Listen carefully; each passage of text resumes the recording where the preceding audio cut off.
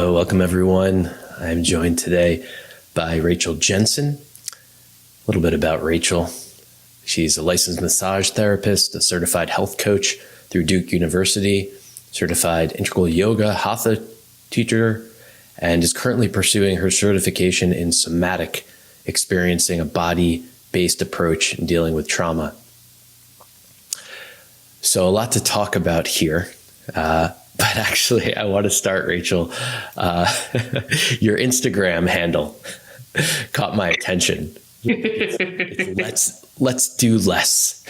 Yes. So many years ago, I'm a bit of a social media phobe in some ways, although I've come to appreciate a lot of aspects of it. But I made a joke many years ago with a friend that if I ever was a presence online, that my handle would be something like "Let's do less," and I would just pop up occasionally and be like, "Take a nap. Thank you. See you in 2 months." But I've really become to embrace it in my practice. There's so much striving and hustling and so much information in society and in culture in our lives right now that I just really like to encourage people to slow down even a little bit. I think there's such a beauty when I come to the ashram and get to leave everything behind, but there's so many practical daily ways that you can do that as well. You can check in. Also, Let's Do Less is a little bit about doing less of things I don't want in my life and bringing in more of the things that bring joy. Yeah. Have you found that there's been personal growth for you in this area? You've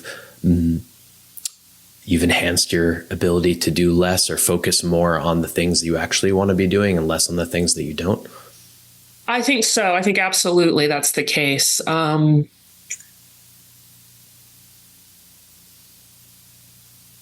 I think just giving one permission to pursue the things you're interested in, and also permission to move at a slower pace, which even now in the current, in daily life out here, there can be just a lot of people who are all going. So we're having that to tap into, I don't have to do that. I can stop.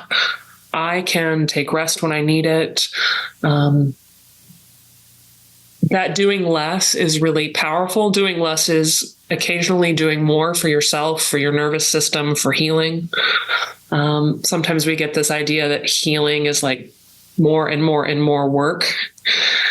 And sometimes the ground of doing less is very fertile for things to come up, for things to rest and recover and become whole again.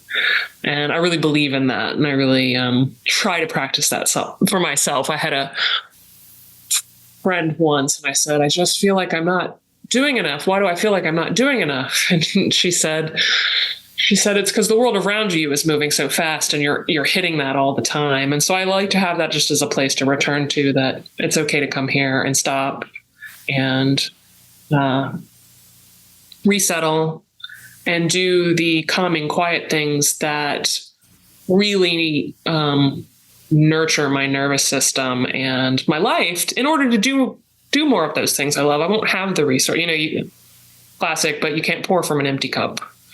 And I really try to manifest that in my life where I can. I'm checking in with myself about this in this moment.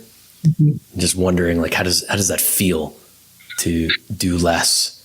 And I'm realizing that it seems that there's multiple parts of myself that have differing opinions. 100%. Yeah, one part is somewhat scared maybe of this label of being lazy, perhaps, mm-hmm. or being unaccomplished. Somehow it seems connected with how others might view me, and being scared of that. It's no, I can't do less. Am I just, copping out? And then there's this other part that's just saying yes, it is this simple, and trust in this. What's maybe difficult about it is I can't experience the reward now from like letting go into that place. But can I really trust in the outcome? Yeah. I would say, yes, I hear all of those voices too. And I would say one of the things that is good to ground into is to allow yourself to feel the pleasure of things when you are doing less. And not just think of it as a thing to check off. I did this, but what did it feel like when you were doing that?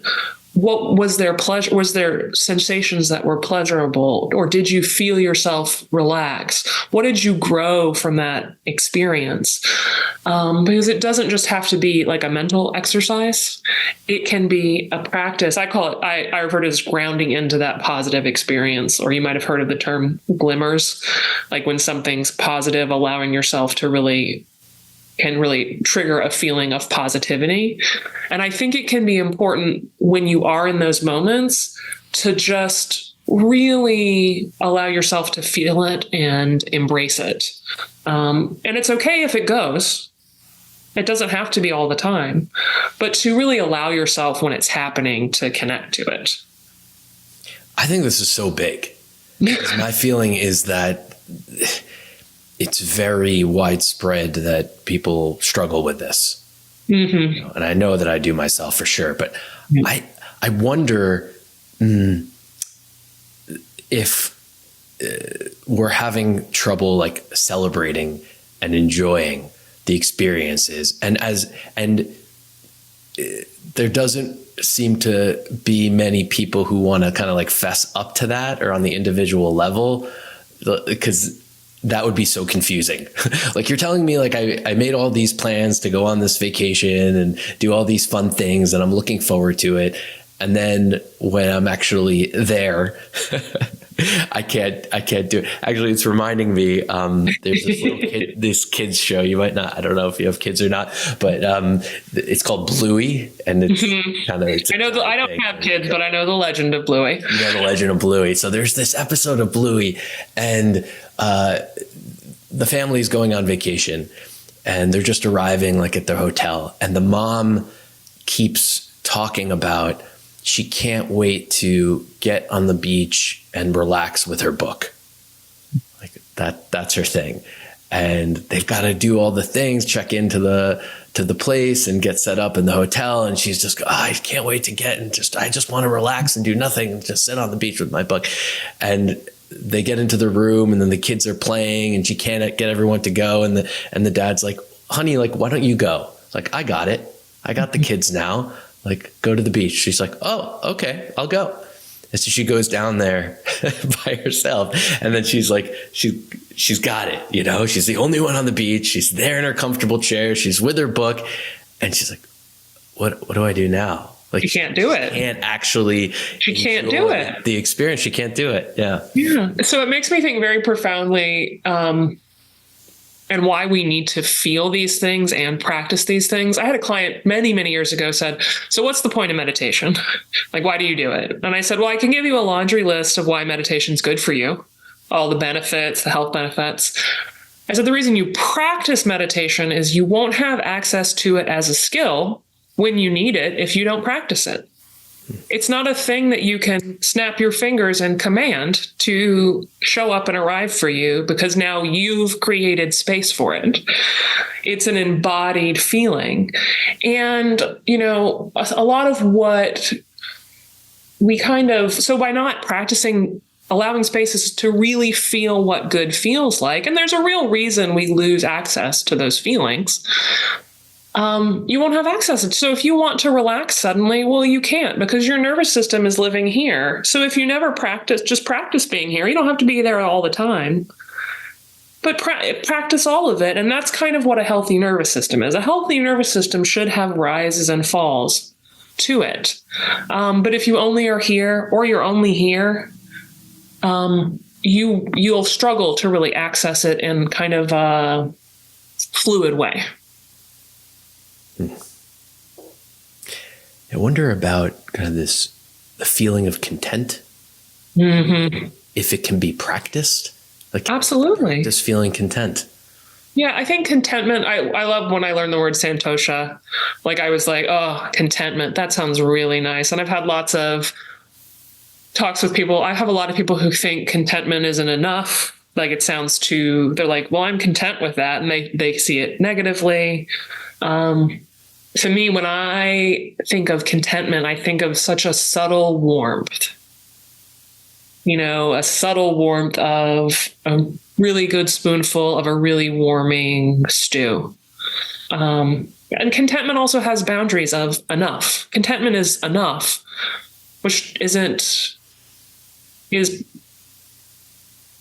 I think is nice. And so, yeah, I think contentment is a beautiful thing to kind of ground into. For some reason, I link this to maturity, like within myself. It's like this kind of challenge that that contentment feels mature, and it's also related to gratitude. What I have right now, I don't need anything else. I am, feeling blessed for what this moment is. But then there's this, I don't even know to call it a childlike part of me, or maybe an insecure part of me, or less mature, that is just, again, always just wanting more. Like, the soup isn't good enough. It just needs a little bit of salt, or I need to be reading a book while I'm eating, or whatever it is. It's just more, more, more. And that's never going to end. Right. And what I'd also say is that a lot of your responses in situations like this were created before present Avi. Present Avi can very rationally look at his life and say, I have this, I have that, I'm so grateful for this. But a lot of our responses to things come from that little person who was developed under different circumstances. And that person might not have had access to knowing what enough was. Or that person might not have experienced that feeling. There is such, an embodied feeling where you really feel it on all levels, so that then you can respond from that place and feel that space. It's not you, present Avi, who has to be answered. It's possibly that small Avi who's saying, that's not enough for me. And that's the person to talk to and say, what do you need? Why is this not enough for you now? And that can take you very interesting places, I feel. Yeah, I wonder what places those could take me. And I wonder why that kind of insatiable thirst was developed, like that habit developed to begin with. Yeah. And everyone's different. Everyone has such a different.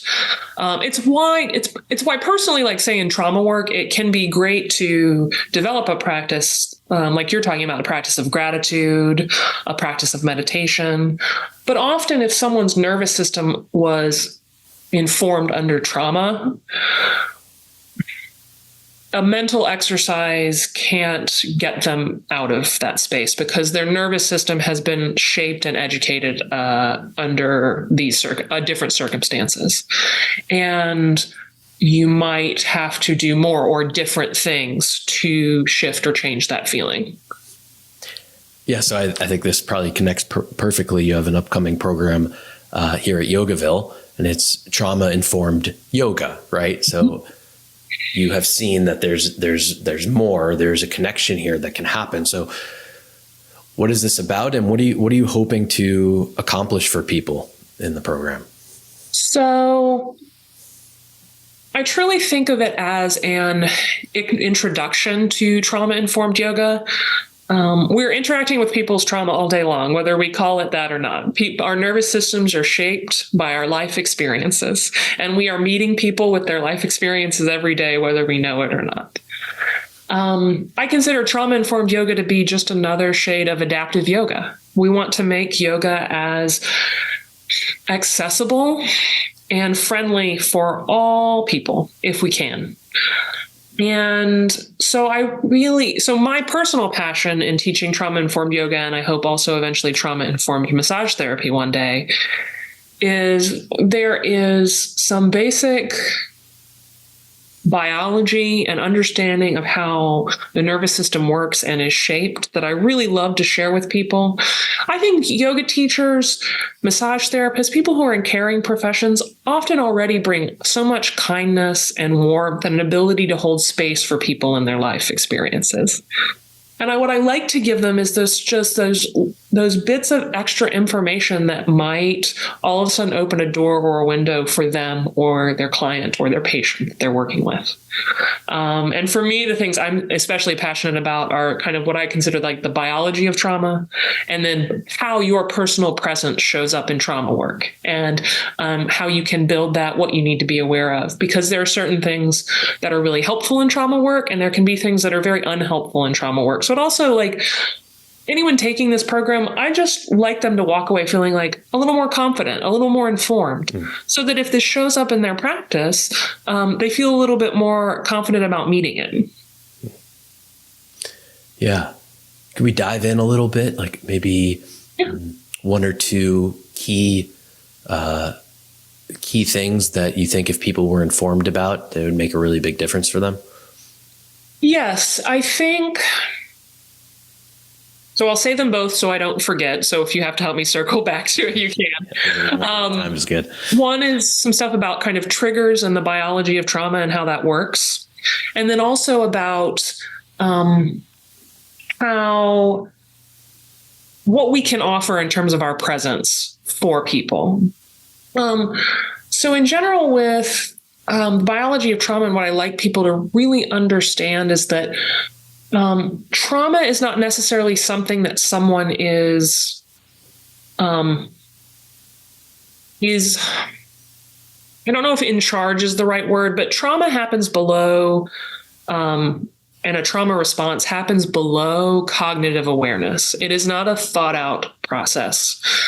Trauma is a biological response to sensations or situations that often immediately causes a reaction. And it's unique to every person what that is. It's not the same for each person, but the process is, and the forming of that trigger is. An event has occurred, or events over time have occurred that have caused your survival response to have an immediate response to things. And I find this especially powerful, particularly in the yoga context, because one of the things I think we're so powerfully offering people in yoga and can offer them is the ability for people to begin to offer like a safe space of containment, ability to sit, an ability to maybe begin to interact with their body in a way that maybe a body that may not have felt safe, that now maybe you can start to see ways to begin to feel safe in that body and supported. So there's that. Yeah. So interesting. Well, this first point around that, these responses are often happening beyond the cognitive, and they're so deep. And then maybe what I hear you saying is that the potential is to create spaces for people to explore that and maybe get in touch with the actual, I don't know if you'd call them feeling or whatever the response is that comes up, and then to, be aware of it in the body. And then that awareness then is the first step towards healing. I would say even just at the most basic, even before you say deal with content, yoga just might provide a safe space, particularly if we make some adjustments to yoga. And that's where kind of being a little bit more trauma informed can also help to understand that in these populations, asking perhaps them to just do this and it will work for them might not be the case. Well, actually, I wonder about this of just, can there be potentially trauma associated with just having people tell you what to do with your body? 100%. Bing, bing, bing, bing, bing, bing, bing. It's definitely a big thing in trauma-informed yoga. that you want to be aware of is how you speak to clients and students, how you speak to them about their body, using invitational language so that people know that it's not a command. There's no right way to do it. Also, making sure maybe you remove words that might have connotations for people like, or even like, this is how it should look, commands that make it only be one way. Because a lot of people have come from backgrounds where they didn't have a choice and they couldn't be agents in their own life and experience. I'm just considering, like, teaching really is so hard. And I think why it's very challenging is because everyone is in a different place. And I've been exploring this for a while and asking people about it. I mean, personally, as a teacher, because of what we're talking about, I use a lot of invitative language, because I think ownership is essential. It has been essential for me. I mean, I probably have some trauma, like, just being a kid in the classroom and just the experience of being a child that so many of us have. Is you don't have choice. Like, this is what you have to do, and there's no choice. And there's a limit to that. And there's a limit that I want to expand out of from that. Right. And in order to do that, I need space to explore what I actually want to be doing. That's the beginning of every class I teach. I always say, this is your time. This is your class. Like, you do what you want with it. However, on the flip side of it, which I totally understand, some people really like to be told, like, don't give me the flowery language, invite me to do it. I just want to know, put my left foot here, give me the bare bones instruction, because I just want to follow along. And I get that too. What do you think of this? I can absolutely see it, because I've felt the power of a class where I just let myself surrender to the teacher telling me what to do, and I get to be very mindful and present. And I would say I understand that when you're adapting to a whole classroom of students, that's always a challenge. So some of what I might be sharing might be more beneficial if you're working with a trauma population. But I also don't think that they have to be mutually exclusive. I've had I got to speak to so many teachers coming to the ashram and experiencing from people. And so it's not just about the words you use.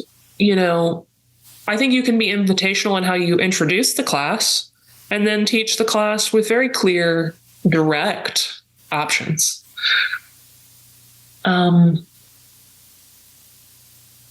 And I think it's also about, so if someone comes to you after class and says, that didn't work for me, I personally would always err on the side of making sure I've added invitation at the start and throughout. But I think you can adjust based on the population you're working with. And I also think part of dealing with people's responses to things is saying, that's good to know. And, maybe letting them have their reactions. Yeah. I've got this, you remind me of, I've got a t-shirt up in my wall in my kitchen, and it says, not everyone's going to like you. You're not an avocado. Not everyone likes avocado either. No, it's fair. I think there's a practice in that, Yep. And just knowing, okay, like, for whatever reason, your energy, your style is not going to be for everyone. And is that okay? And you can't be responsible for everyone's reaction, but you can bring a little awareness and a little shift in language to how you do things. And you can also kind of maybe recognize the population you're working with that might need more or less adaptation. So the second thing you mentioned, I think, was presence. Yes. Presence, yeah. Yeah. So something I've learned in my massage therapy work, I've been a massage therapist for almost 19 years now. And that practice is what led me to an interest in trauma work, because I started kind of gathering a lot of clients where that was showing up. And I could see where these overlaps were. And what I've just learned in my experience over the years is how much not so much what you do, but how you do it and how you show up is the ground for the healing. Just like you're saying, like if I say the wrong word, it's the power to me is in being present with someone. That's what does the work more than any technique or any advice you might offer. Because by being present with someone else and providing them someone who sees them, who is tending to them in whatever way, your circumstances are calling for, they get to be present with themselves in a way that they might not be allowed in their life, they may have never experienced, and they may not know how to do. And so that you get to offer that to them, which I think is so powerful. I'm wondering, is there an overlap between being present and being genuine?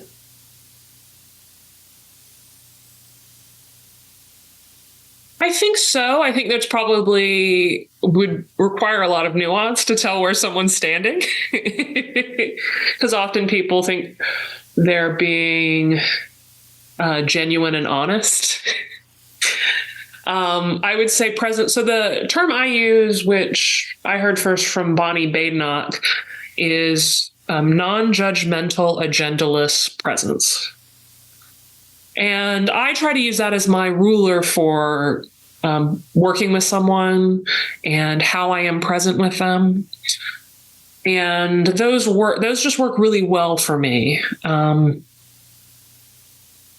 Because they're just so broad and they hold so much space.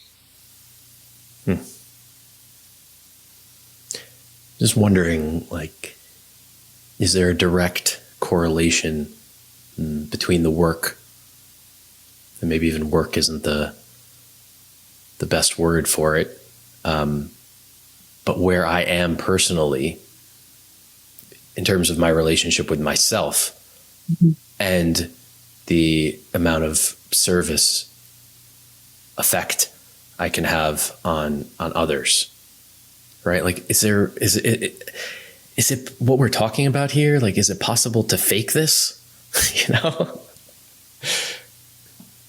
I'm sure it's possible to fake it, for sure. What I also think is it's probably possible to be trying your best, and that's okay too. What else can we do? What else can you do? I particularly like to diffuse that part of anyone's self-improvement, betterment journey that there is a best that you should be reaching.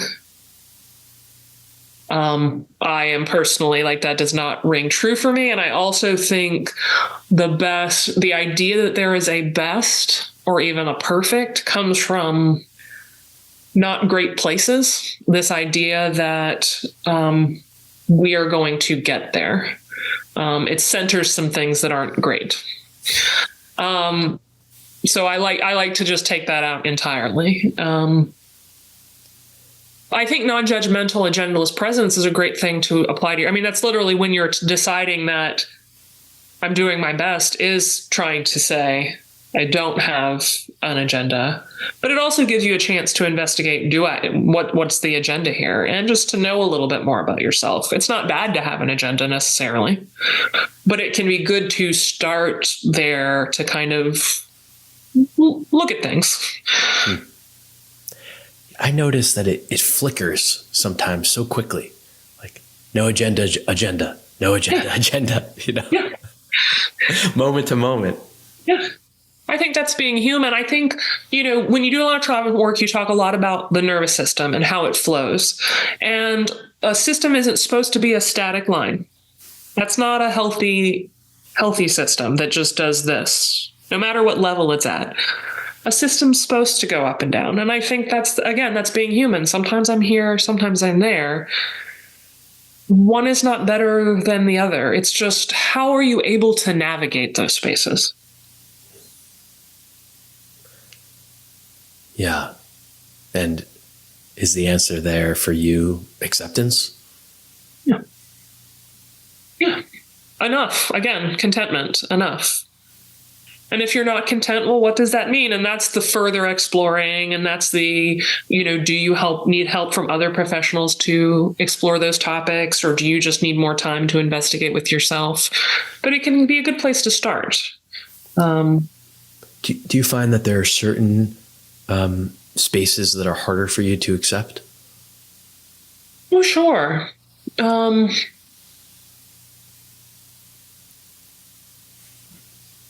There's so many that come flooding in. It's I'd say just from like a personal level, like I prefer quiet spaces to loud spaces. I'm an introvert.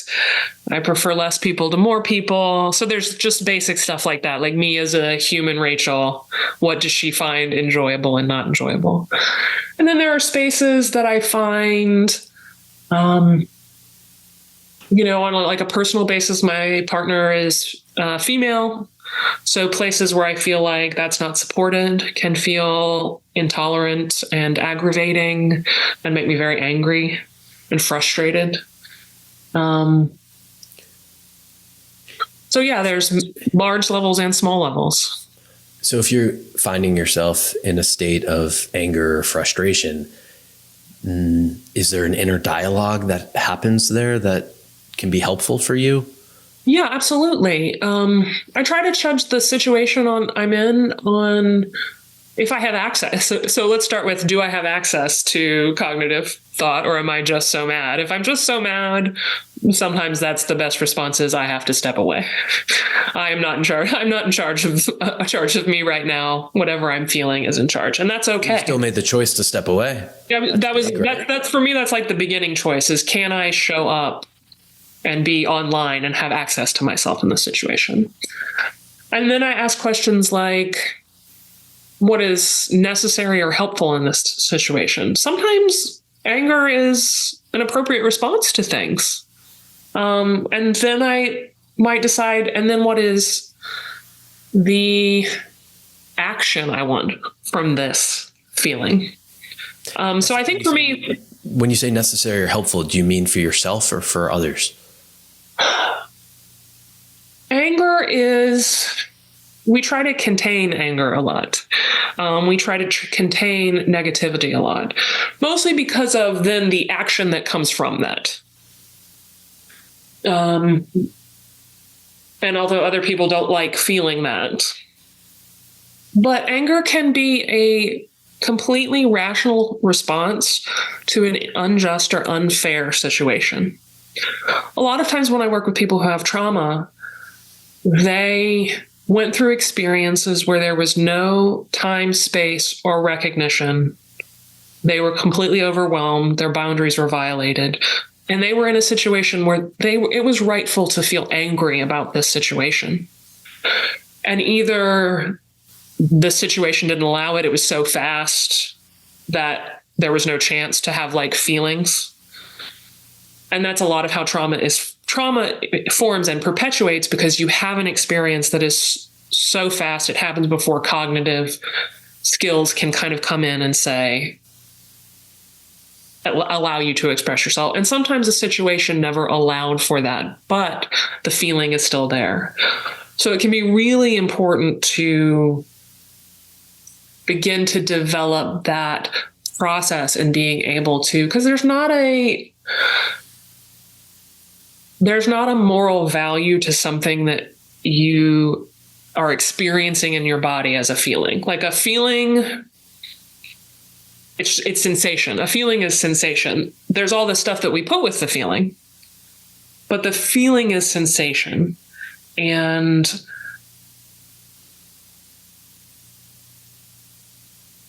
you can really, and it's work, it can be work, particularly depending on the space you have to be able to engage in that and to be allowed to have space to work on that kind of thing. It can be really important to begin to build space to be able to touch into those feelings. And that's what you're interested in, maybe? Yeah, so somatic experiencing that I'm training in was created by Peter Levin. If people are interested in learning more about them, traumahealing.org is their website. But one of the things we do in somatic experiencing is help to begin to build space for someone around those sensations and feelings. Because a lot of time in trauma, at that time or over time, you could not have access to those experiences. It's part of how our survival system protects us. We're creatures who are made to survive. And so we have these defense mechanisms in that say, this feels dangerous. We got to get out of here, or we got to fight this off, or I'm going to shut down completely so I don't have to feel this. And for people who have trauma, someone used a great analogy, and one of my last colleagues shared this.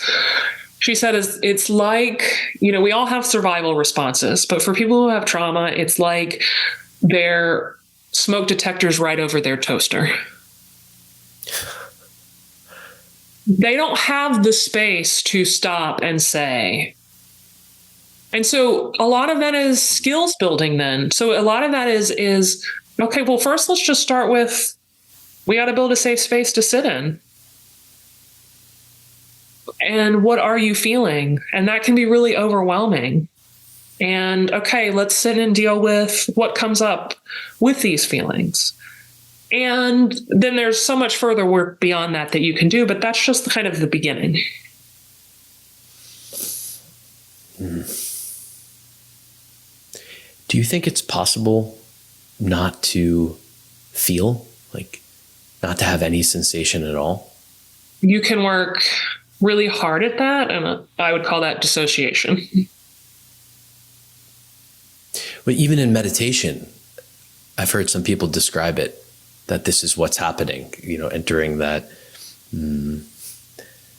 even we're talking about contentment before, santosha, right? Yep. Like, is there feeling, is there sensation in that? Yes. I think, that's where there's like a fine line between detachment and dissociation. And I think what makes them the difference is the ability to put that tool up or down. Meaning, like, I am in this space and I am in meditation and I am not feeling anything. And I think you absolutely can have that in that moment. And does that stay with you outside of that moment? And should it stay with you outside of that moment? Yeah. See, I don't think it's possible not to feel. That's my experience. Yeah. I lean more towards that side of things. I think we are like feeling machines. That's what we're doing. I think these are certain types of feeling, and it's hard to describe what they are or label them with words, but I don't personally I don't think that. I think you can disconnect or detach for a time period, or I also think you can turn your nervous system down to zero.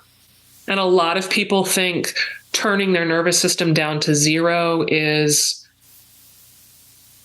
a good thing and not having any access to sensation. And that I definitely don't agree with. Your nervous system should be in the middle. Nervous system down to zero. What do you mean by that? So if you think about, so we'll just use arbitrarily 0 to 100. A system that's hyper aroused, a system that is very upregulated might feel like it's always at 100. So that's someone whose heart's racing all the time, someone who is nervous often, might be irritable, aggressive, because their nervous system is constantly up-regulated. They're in their sympathetic system. Someone who is at a 0 or experiencing kind of hypoarousal, a down-regulated system, might not feel anything, might be completely dissociated from sensation, from feeling. And in terms of nervous system regulation, you'd like to maybe be at a 40 to 60. And none of these are absolutes. This is like for the purpose of demonstration, because sometimes you also go high and then go low, and that's part of nervous system recovery. But I like the word access. It's nice to have access to all parts of it and not be, say, stuck up or stuck down. Yeah, I wonder how the sticking happens, and if this is connected to the stories we tell ourselves, like on the cognitive level. That definitely encourages it, 100%. Also, your biological experiences.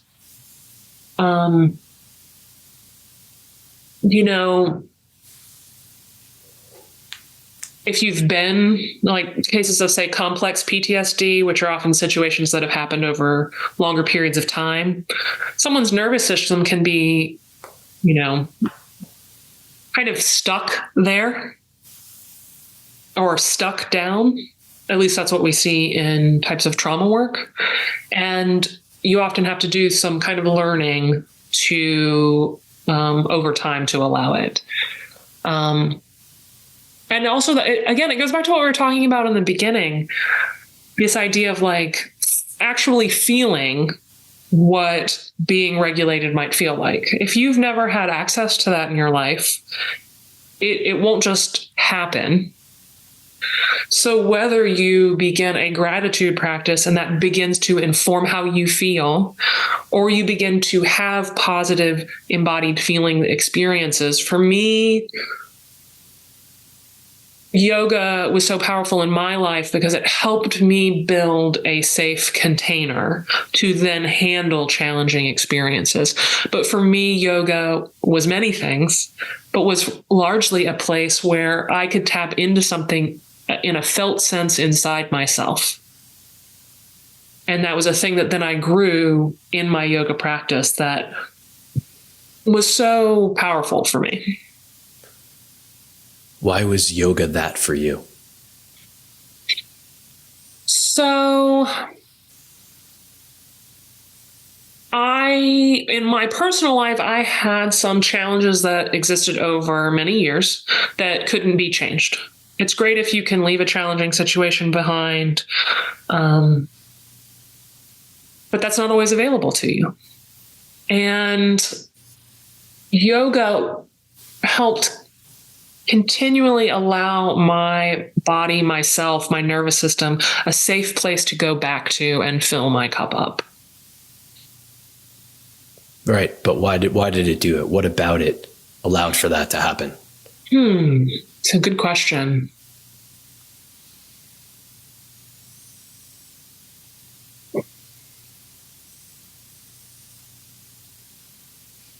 I think for me, massage did this for me as well, allowing me to feel good in my body.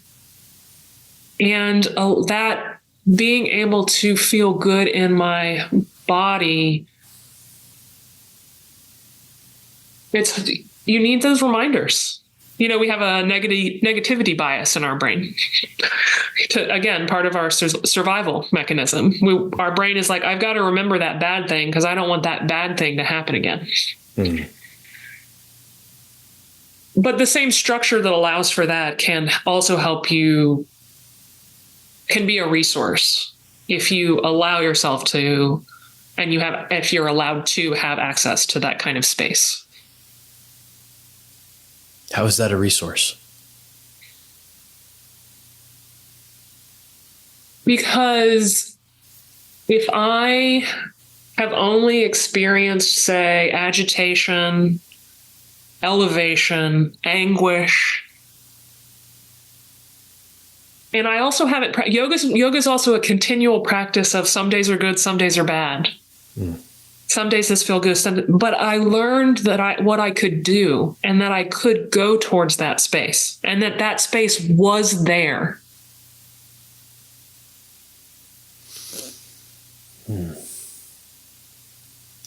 Yeah, the negativity bias is so interesting and important, I think. I wonder, like, when trauma is even first experienced, like what happens there in those moments. Is a decision made to, I'm going, like, the last thing I want is for this to happen again. And therefore I'm committing to something, like, right, like closing off my heart because my heart is broken and was open. So I'm committed then. And then that changes everything, that commitment. So I would say the story comes after the survival response. Somatic experiencing. Peter Levin based his work in part on watching how animals experience trauma.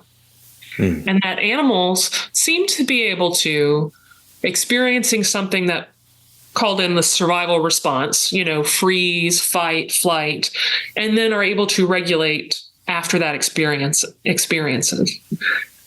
And so that's what he looked at as he was informing somatic experiencing. But the story comes afterwards, and we humans are really good at the story. That's what we have as humans. And the story, true, untrue, it doesn't matter, but the story perpetuates our response in our body. And that's very cognitive. I wonder if animals do that on some level too, or what's happening for them, right? Because you have a dog that's maybe been abused, and now for maybe the course of a lifetime, or for if they have a new owner that's not abusive, right? They're still so afraid anytime they meet someone, or maybe someone that has a profile similar to the person that abused them. Yes, and I think it's clear and direct in that case. And we as humans have a lot of other adaptive mechanisms we brought online to keep us going through trauma.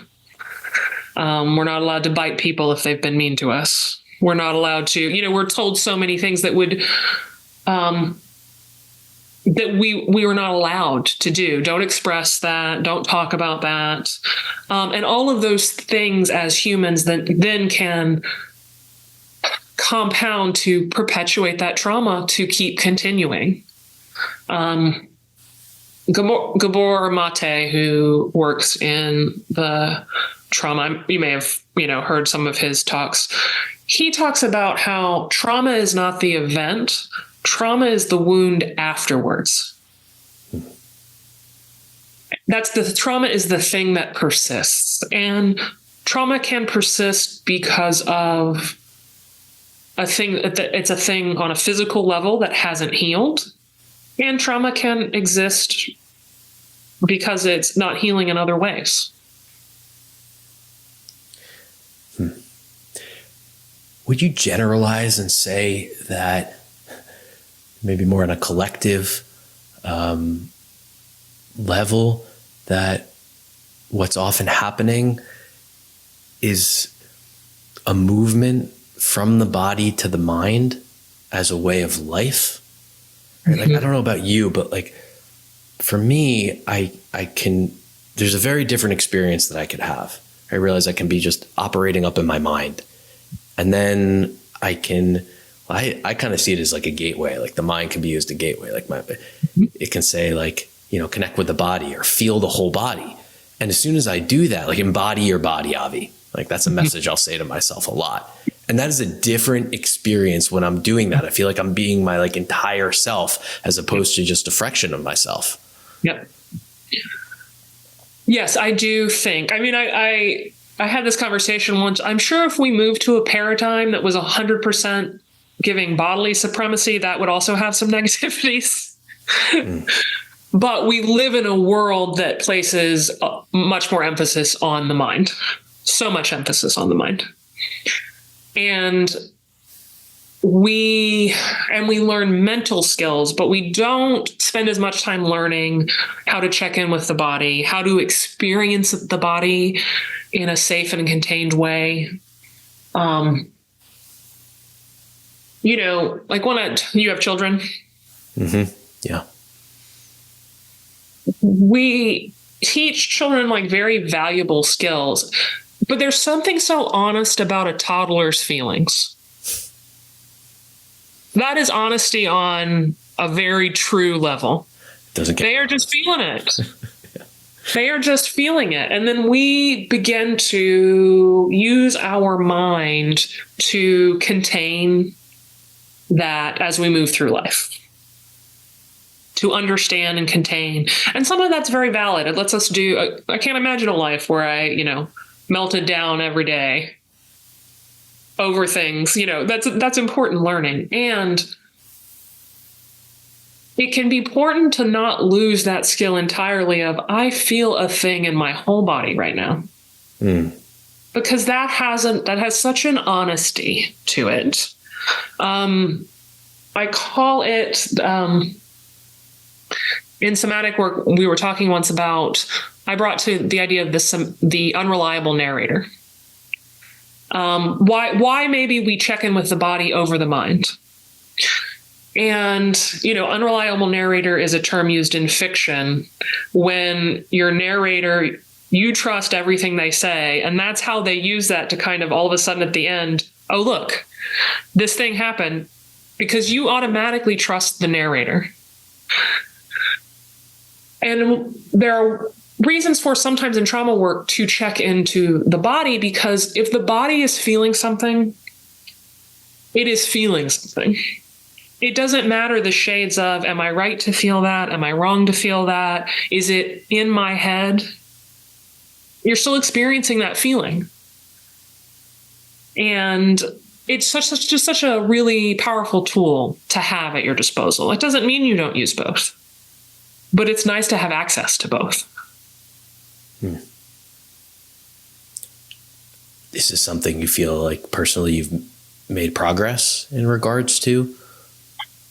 I think so. I think in certain areas for sure, in certain areas not at all. And that's okay. Yeah.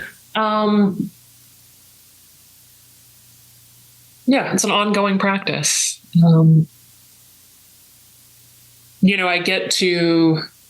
I have jobs where being calm with another person is something I do regularly, so that might help.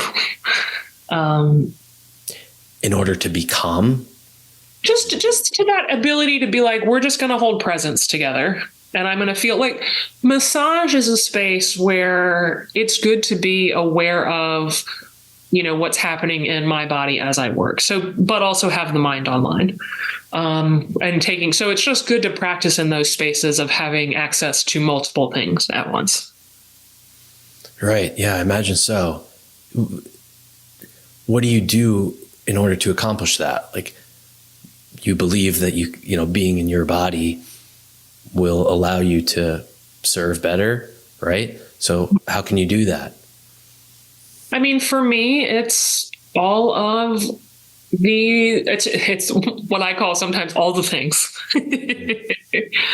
Time for yoga when I am in my body, time for meditation when I am watching thoughts come up and giving myself the space to take them in or not, to investigate those thoughts. It's allowing myself the time to slow down for the body.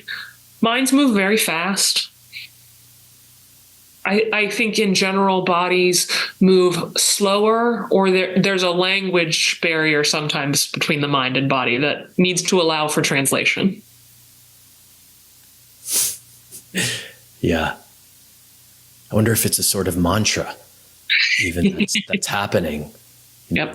that's helpful in order to stay present. Like, do you have a certain mantra that you would say that you use that helps you to stay present? Maybe just be present. I don't know. I would say I spend a lot of time in dialogue with my mind of, is that true?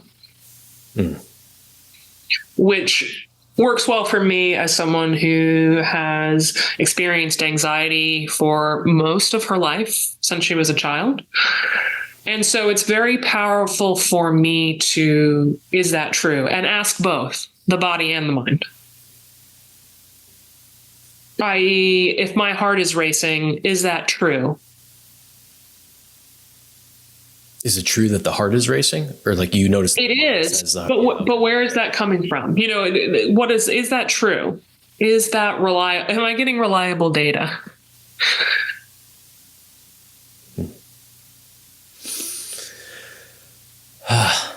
It's powerful stuff. Yeah, I love it.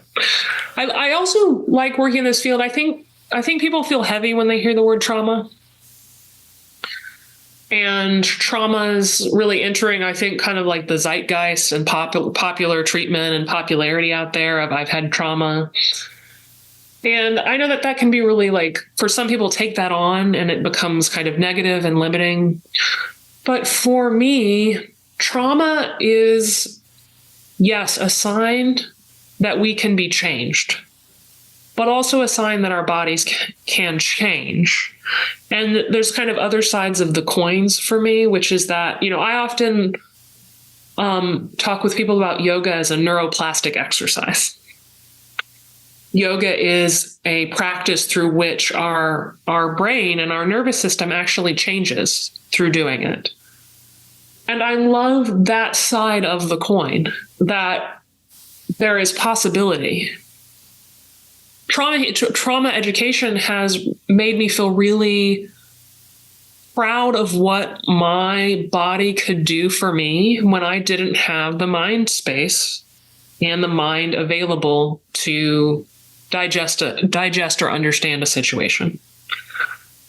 And I hope maybe even some people who, if they come and participate in this weekend, take that away, that sense of, there are things that can be done and things that are helpful and things that are useful. Yeah. One thing I think that's so useful is being in community around doing this, right? Yeah. And that's absolutely potentially is created maybe originally too, is maybe one of the factors that you were experiencing, with 100%. Yeah. Before I knew what co-regulation was, which is part of polyvagal theory, which is just basically the idea in a small nutshell, is that our systems regulate off of other people's systems. If someone projecting calm often calms your nervous system. Someone being worked up often works up your nervous system. So yes, absolutely. Those things are happening. And I love that overlap so much.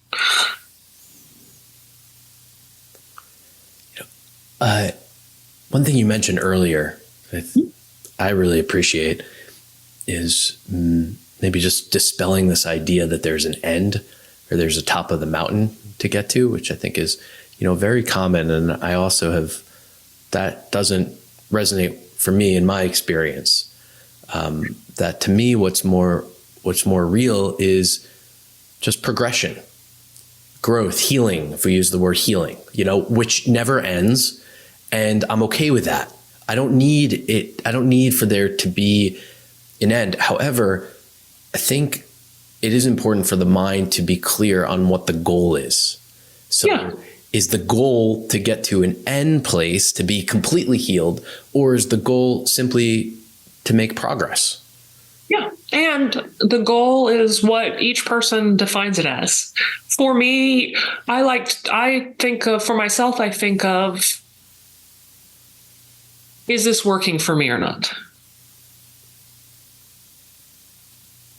And just, no, I'm agitated all the time, so maybe it's not working for me. Or yes, I feel at peace about this. It's working for me. And I think the picture needs to be shaped by you and what you want your picture to look like. I believe you do some coaching too. Mm-hmm. Yeah. And, effective coaching comes out of figuring out what that person wants it to look like, not what you want it to look like, or what a prescribed definition of what it's supposed to look like. Yes. Yes, but there seems to be a play here between what I want to look like and what is possible. Yeah. Right. Like I could want it to look like that there's an end and I'm completely healed or I'm enlightened. Like I've reached the mountaintop. That's it. It's over. Like I could like that, but that doesn't change the reality of whether or not that's actually possible. Right.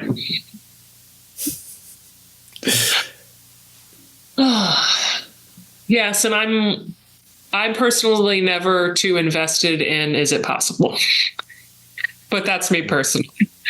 Meaning like that's not a I think some people are really motivated by like what's next? What else can I do? And I think that's fantastic. It's just not my personal motivation. What's your personal motivation? I would say my personal motivation is what do I need to show up for my life in the most present way that I can, in the most joyful way that I can.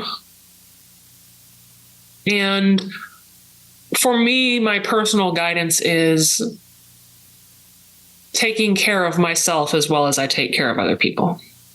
So continually going back to, my own check-ins.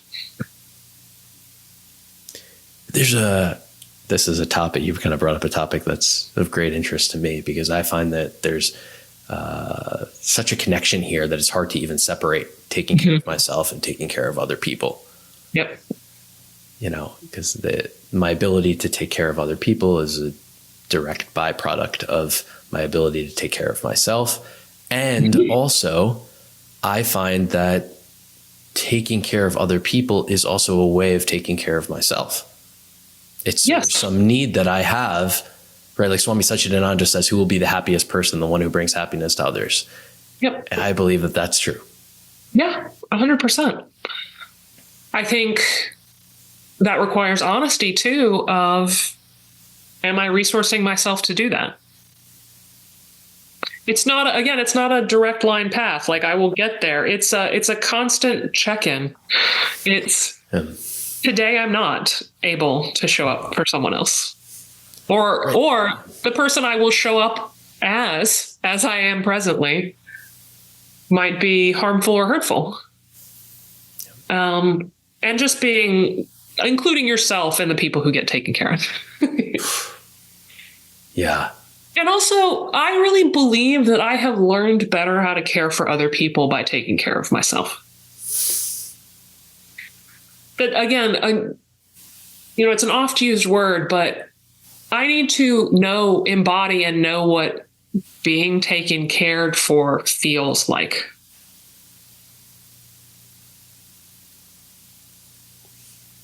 Yeah.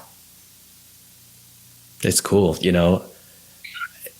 I think that it should be number one, because if I zoom out and see what does a world look like with every human being seeing it as their primary responsibility to care for themselves, what does that world look like?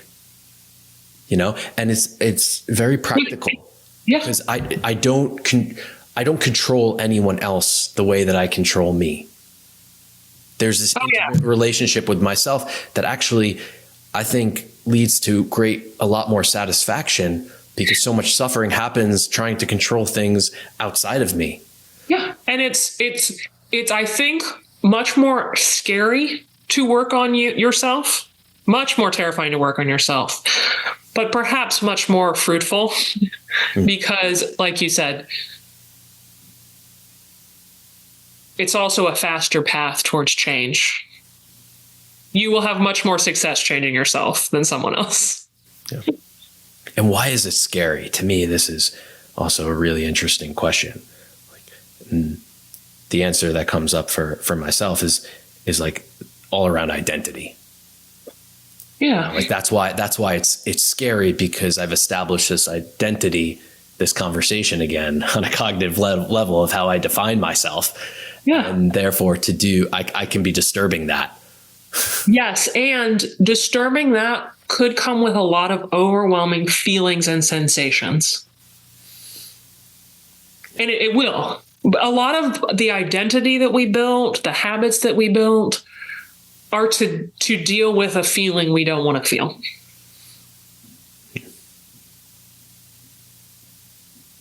Yeah. It's good stuff. Rachel, thank you so much. And I'm looking forward to seeing you. And just Thank you. Yeah. This was great. I enjoyed myself. Awesome. Thanks for all the work that you do. Thanks, Avi. Thanks for listening. If you've enjoyed this content and think others might as well, please feel free to share and subscribe.